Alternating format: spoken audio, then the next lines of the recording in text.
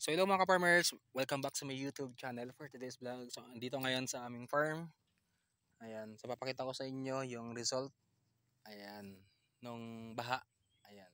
So praise God kasi nga po kahit binaha to, sobrang taas ng tubig dito, tapos ilang days na nalubog to. Pero nakaka-amaze yung ginawa ng Lord kasi nga po naka-recover yung aming palay at walang damage dito sa part na to. Ayan. And ito mga farmers, so good news kasi nga po, meron na siyang bunga, ote-ote na siyang naglalabasan. So pailan-ilan, may nagbubuntisan na. Ayan mga farmers. So pero hindi pa lahat. So may mga ilan pa lang na naglalabasan. Ito mga farmers. So.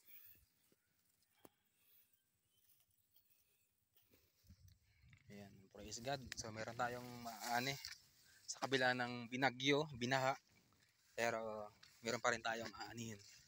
So ilang days lang to ay mag-harvest na rin kami. Kaya talagang grabe, nakaka-amaze yung ginawa ng Lord. Yan.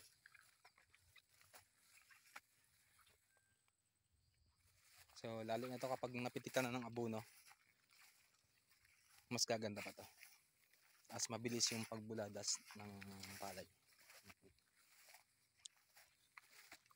Yan mga farmers, oh.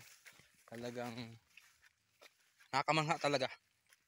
Hindi kami makapaniwala na hindi may sira ang aming palay sa ilang days na nalubog to.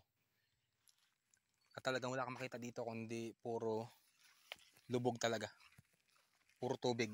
Pero itong sa aming area ay walang masira. Kahit isa. Yan o, mga farmers. Grabe. Grabe. Kaya thank you Lord. Salamat po Lord.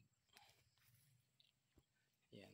Dahil yung katabi namin na yun, hanggang dun sa paikot na yun, sa part na yun, wash out talaga lahat. Walang natira. Doon sa nakita nyo sa vlog ko. Talagang katabi lang namin yun mga farmers, pero itong amin ay grabe yung ginawa ng Lord dito. Hindi ka talaga mahiniwala. Yung mga farmers. Yeah, thank you Lord. So salamat po sa inyo. And wala ding ibang sekreto dito kundi panalangin. Iningatan to ng Panginoon. Kaya salamat po sa Panginoon and salamat po sa inyong lahat. So salamat po sa inyong panood. So don't forget to like, comment, and subscribe. God bless us more. Thank you.